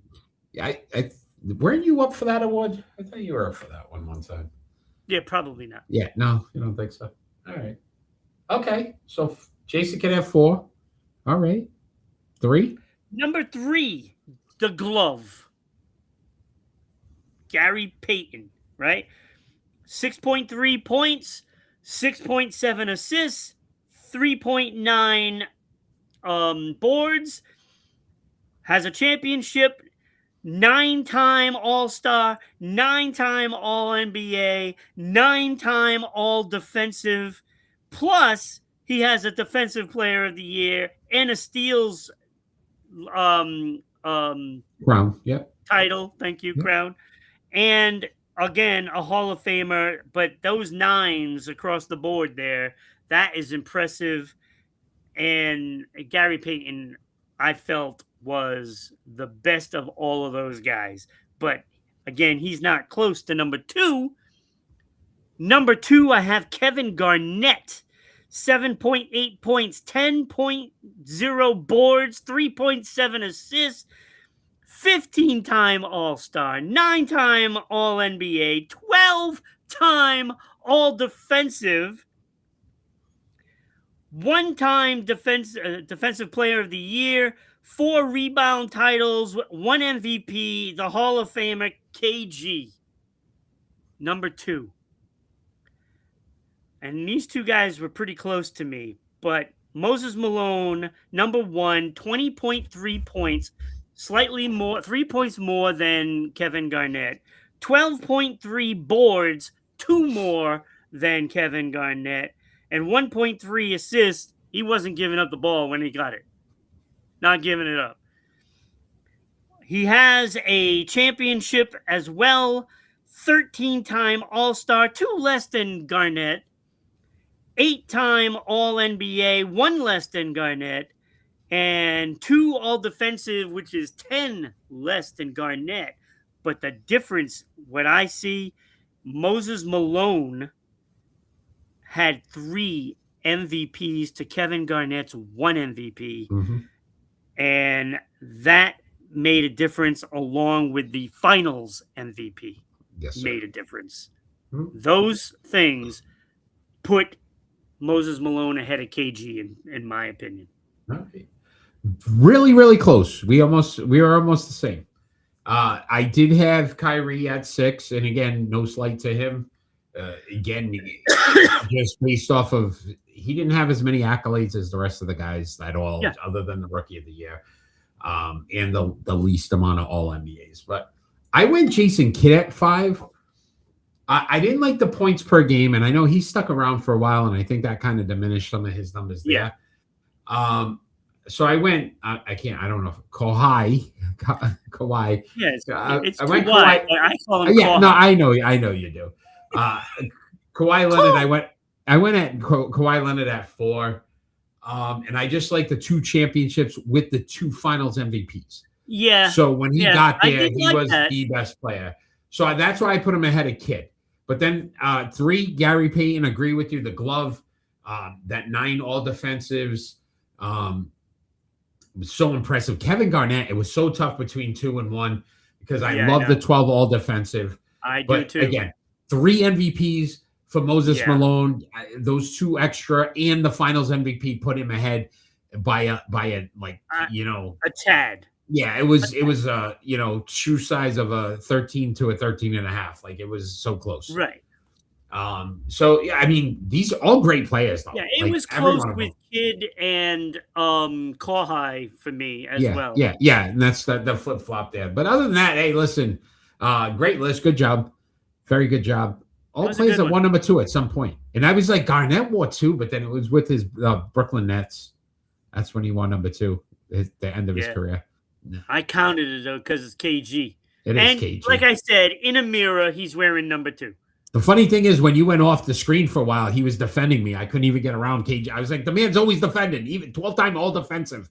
Kevin Garnett, I was trying to get around him. I couldn't do it. He's not taking anybody lightly either. Yeah, I couldn't do it. All right, Ron, before we get into our predictions, and we got a lot of people out there watching, so I know, stay tuned for your predictions because you're going to want to make sure you get on the chart. It's very empty right now. We need to get more names on there. Let's talk about this Hall of Fame that is currently going on. We've made it so much easier for everyone to participate. We welcomed Ty Cobb and Kobe Bryant last month to the Sports Unfolded Hall of Fame. Check out the website. Just got added. Those 2 gentlemen are now part of the Sports Unfolded Hall of Fame. But that means we've got 2 new candidates that will be elected into the Sports Unfolded Hall of Fame, and we need your help. Help us. I do have to say, Kobe, it took 2 times to get in. It did. So now we are on to our new inductees, hopefully inducted into the Sports Unfolded Hall of Fame. For the NFL, you've got Dwight Freeney, Richard Seymour, Ray Lewis, Champ Bailey, Ed Reed. All you got to do is scan this little barcode right there, that QR code. It brings you right to the voting. Did I vote yet? I don't know, buddy. Scan the QR code and find out. Yeah, I'm trying to figure out how to do it. You put your camera on. You do it. Okay. Hot take, and call me wrong. Kobe, the most overrated player. Wow. I don't know about most overrated. Overrated. Kobe was a beast. So I don't know. How is he over? I think Manny just wants to get us our blood boiling, but he is also better than LeBron, by the way. Yeah, Manny, scan the QR code. Vote for the next NFL inductee into the Sports Unfolded. Before I vote, it's still current. That shouldn't be why you vote, but it is. I believe Ray Lewis leading in the NFL. Who's behind him? I'm not doing that with you. All right, I'm going to vote for Richard. All right. I think he's a great player. So, if you haven't done it, it brings you right to the website after. You can see all the players from the Hall of Fame. My vote. All right, and then next, a Sports Unfolded first.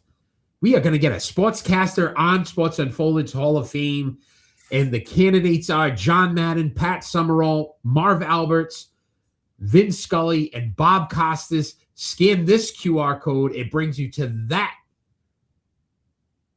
site to help you vote for the next inductee into the Sports Unfolded Hall of Fame for sportscasters. John Madden is running away with this one right now. So you have a great opportunity if you like any of the other gentlemen. Yes, Marv Alberts, right? Here's your chance. You could still cast your vote. Huh? My phone sucks. No. So QR code, take the time right now. Cast your vote for the Sports Unfolded Hall of Fame. It'll bring you to the website after, and you can see all of the athletes that are in there and all their accolades of why they got in. But all of those players are voted on. Danny is here. Congrats, Dan. Let's go, Marv. The reason why they are in the Sports Unfolded Hall of Fame, the best part of it, you, the fan, have voted them in. Not us. The fans have voted these players in. Get one vote.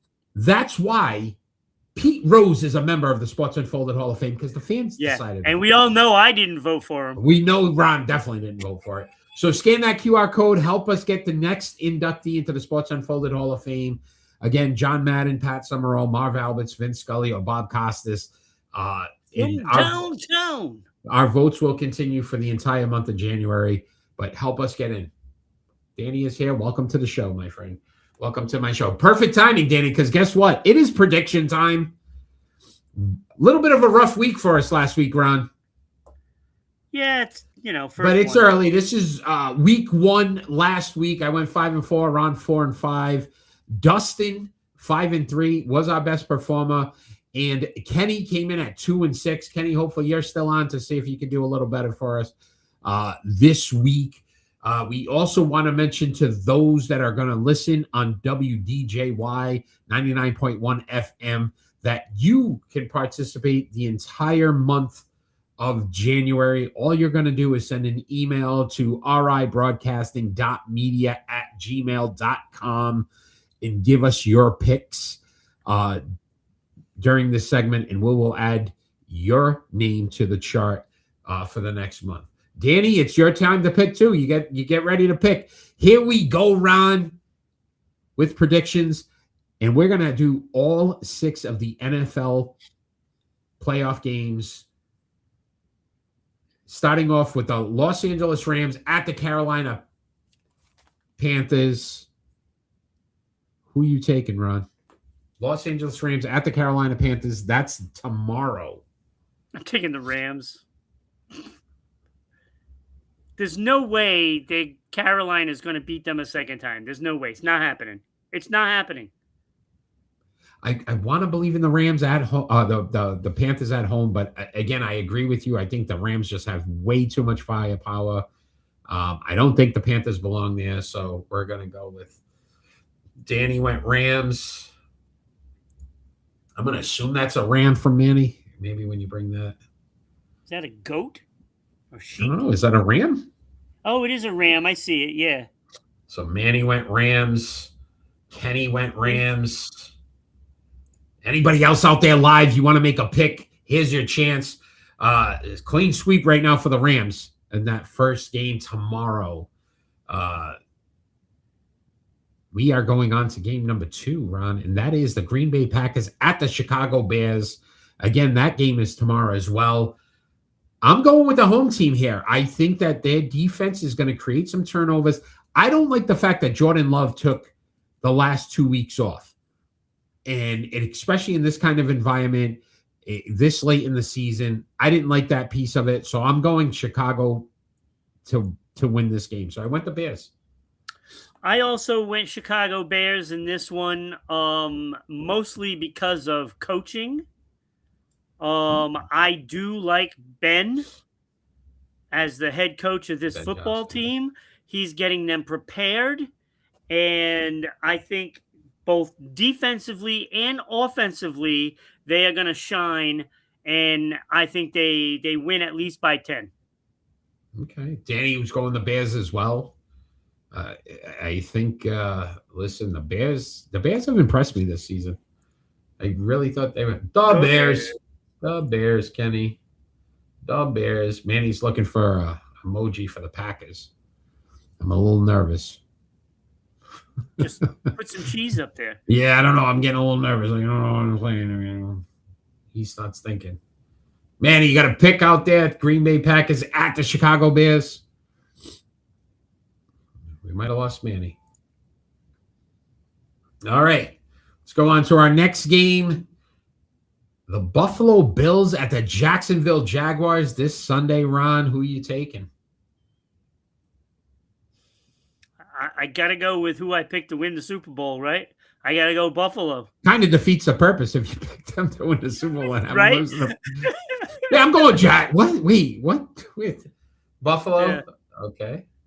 Yep. I got to go Buffalo. I still think they're the better team. Josh Allen is the best quarterback that's still in the... Manny said no cheese. No cheese. So is he going the Bears? Is that the Bears? He's going Bears, I guess. Is that a bear? What is that? That is a mouse trap. It's got the cheese under the box. Ah. Danny's going Bills. I'm so confused right now. So we're going Manny with the Bears. Danny went Buffalo. Bills, baby. All right. Dun, dun, dun, dun, dun, dun, dun. Kenny's going with the Jags. Kenny's going Jags. All right. I like it. Kenny. All right. Wrong. Manny. I went Buffalo as well, by the way. I don't even think I said it, but yeah, I'm going Buffalo. Yeah, I think Josh Allen. You didn't. Does enough. I like that matchup better. Allen versus Trevor Lawrence. I'm trusting Allen more. Manny looking for a bill.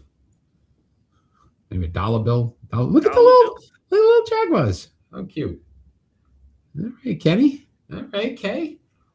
Kenny's trying to compete with... He is trying with Manny here. This is the emoji. All right. I think that's a bill. That's a Buffalo Bill. Buffalo. All right, Manny. Manny found his Buffalo. I mean, you could have put like Buffalo wings. Oh, I am such a big fan of Buffalo wings. Don't get me started. Josh Allen won't be out this early. I think we all agree with that one. Other than Kenny. All right. Next game here, San Francisco 49ers at the Philadelphia Eagles. My pick for the Super Bowl is the Bills-Eagles. So I can't not go with the Eagles here. I think the Eagles win at home.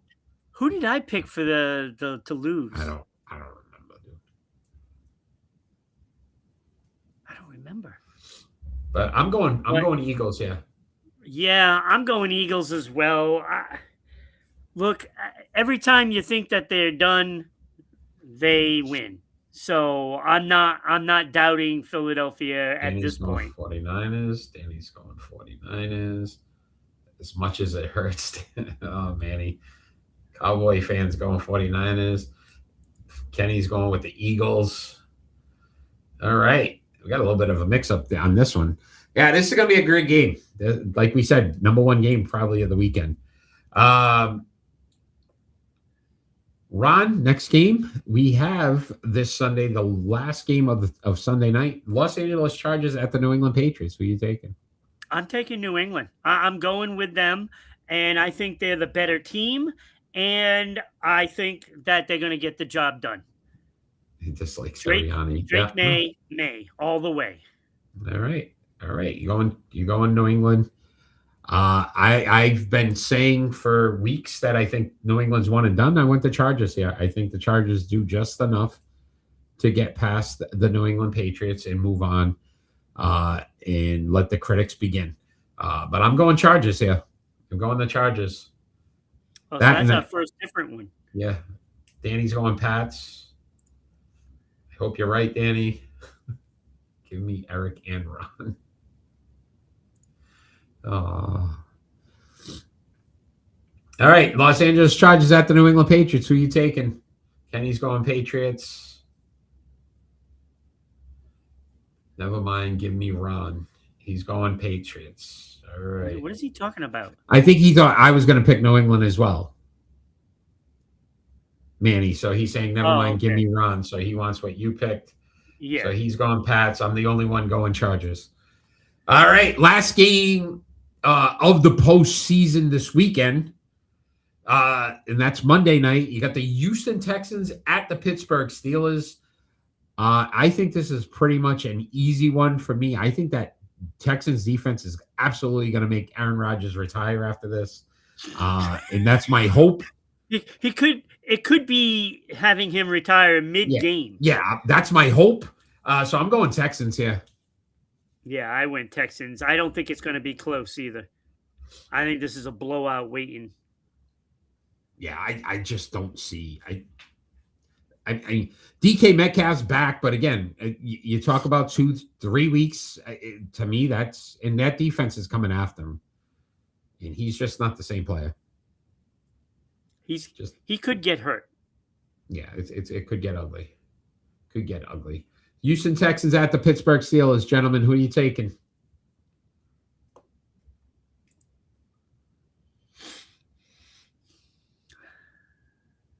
Maybe they all hate Houston, but they don't want to pick him. Kenny's going Texans.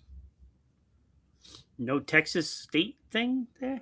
Give me the team that represents Texas. There you go. And man, he still counts as a Cowboy. Right. Danny, if you got to pick Houston Texans at the Pittsburgh Steelers, who are you taking? Danny's going Steelers. Wow. All right, Danny. That's because he's a Dallas fan. He doesn't want Houston to win. Yeah, I get it. All right. NBA action, Ron. You got the Philadelphia 76ers at the Toronto Raptors. That game is on Monday. Who are you taking? That's a tough one. I at first was thinking Toronto. I'm going to take Philly, though. Okay. All right. I like Toronto at home. Philadelphia is playing better, but Toronto's pretty good at home. So I went the Raptors here.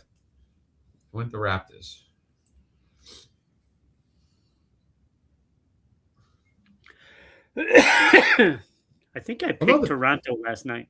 And I think the Sixers, man, I honestly started to come back to life a little bit, which you asked me before. Kenny went Sixers. I don't know if anybody else is going to pick the basketball. Oh, yeah, they will. Yeah, you think so? You're feeling pretty confident? Manny will be on the Canada never catches me supporting a Philly team. They're known for sandwiches. So he's going Toronto. Manny's going Toronto. My cousins live in Toronto. So, all right. So he's going with us. So, a couple Raptors, a couple Sixers. All right. What about this game? I mean, I feel like these teams play every couple weeks. It feels like the San Antonio Spurs at the Oklahoma City Thunder. That game's on the 13th, Ron. I think, listen, the Spurs have owned the Thunder. So the obvious choice has to be the Thunder. So that's who I'm going with. I think the Thunder have not played great basketball, but I still think that they're a little salty about losing to the Spurs like 3 straight. So I think I'm going to go Thunder here. I went OKC as well for that reason. They have to be salty.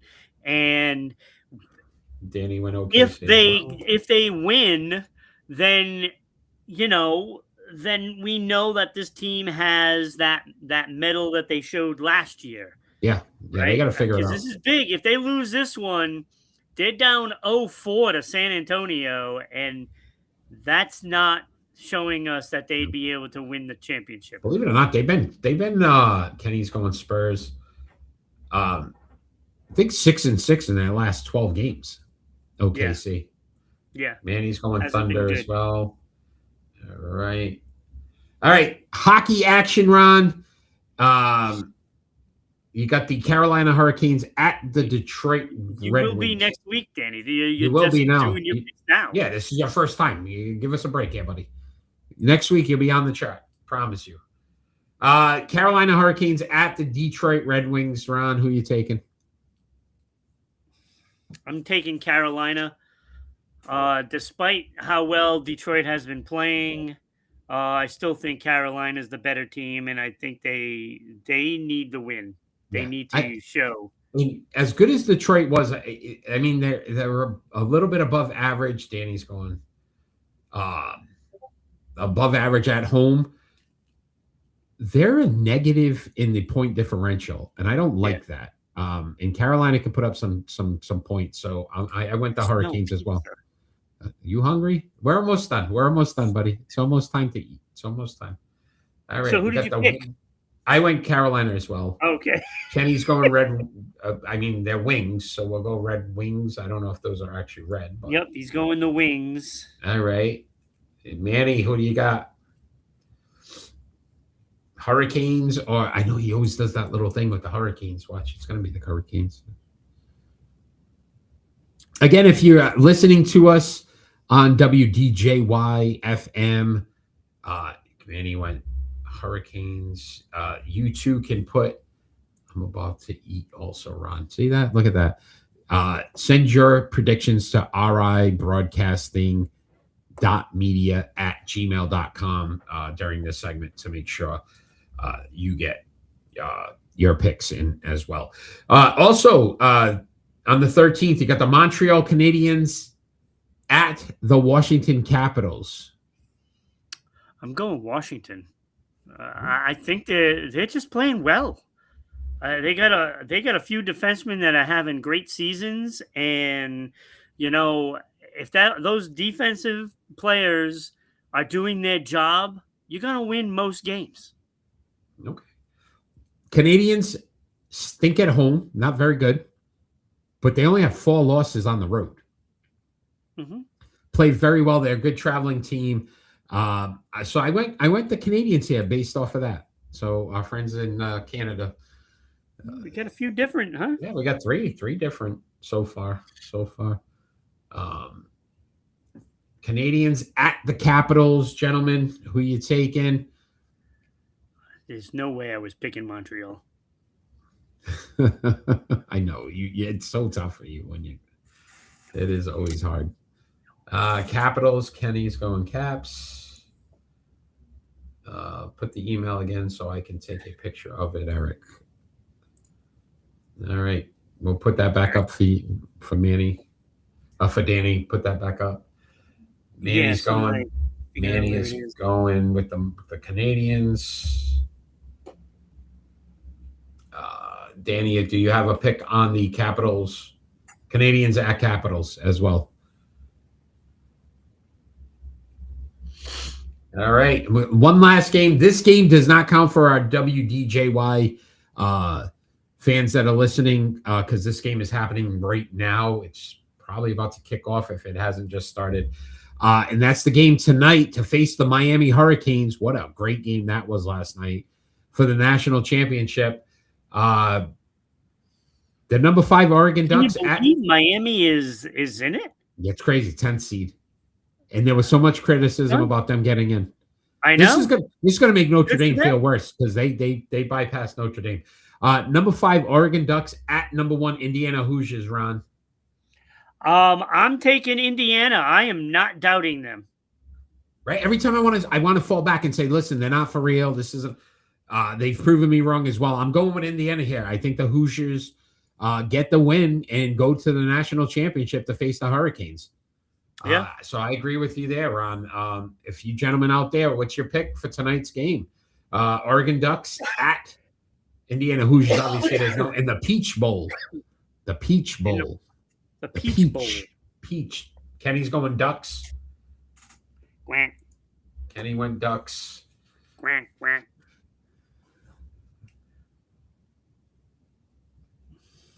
So if they do beat Indiana, would they be mighty?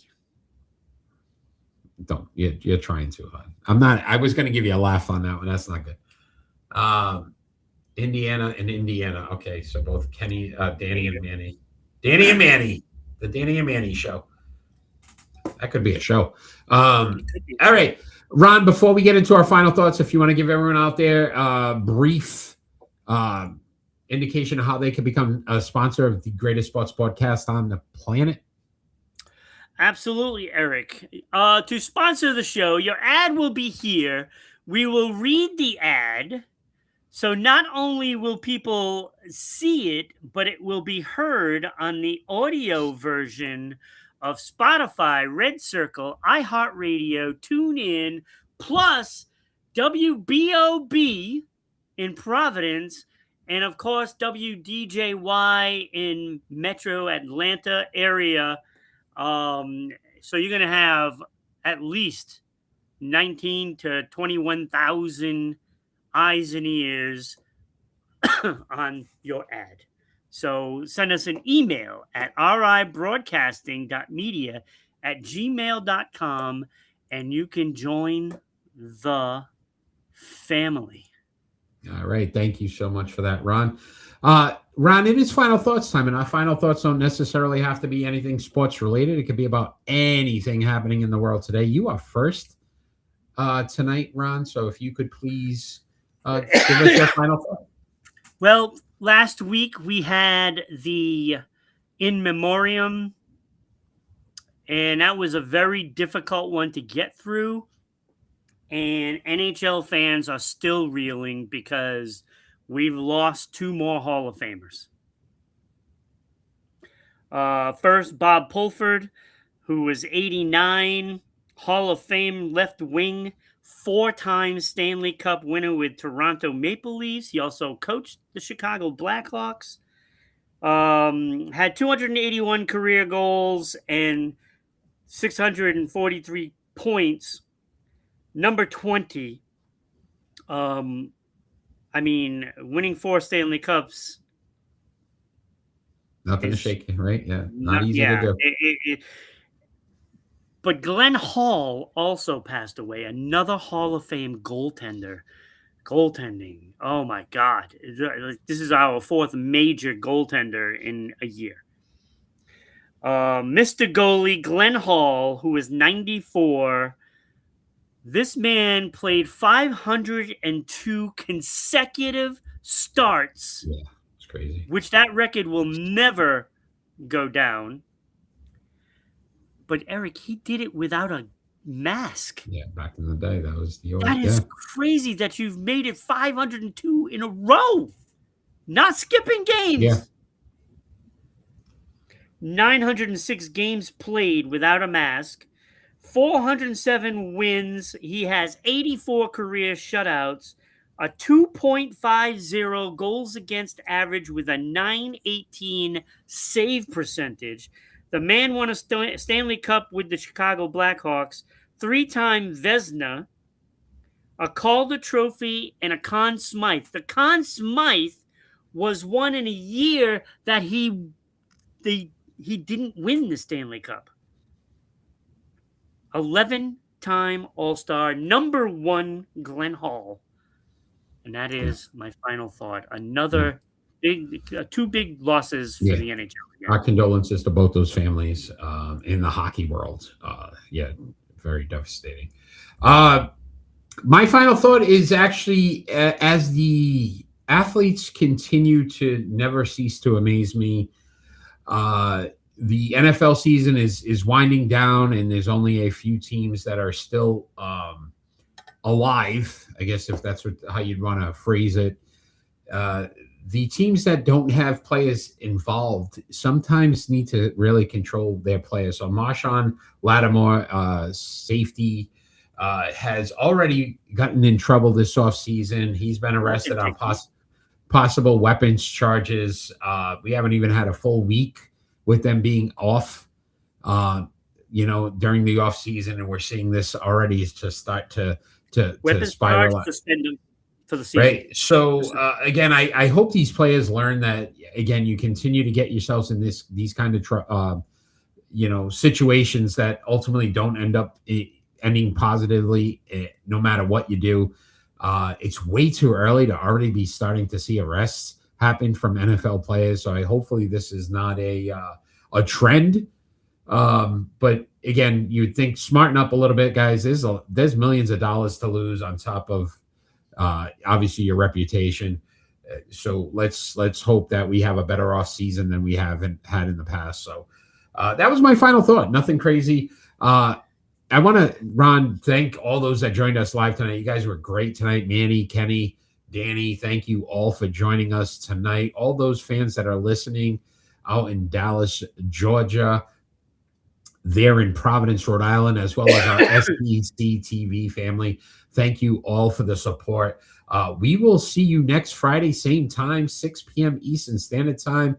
So we look forward to that, Ron. I want to thank you for always putting on an amazing show, even during technical difficulties tonight.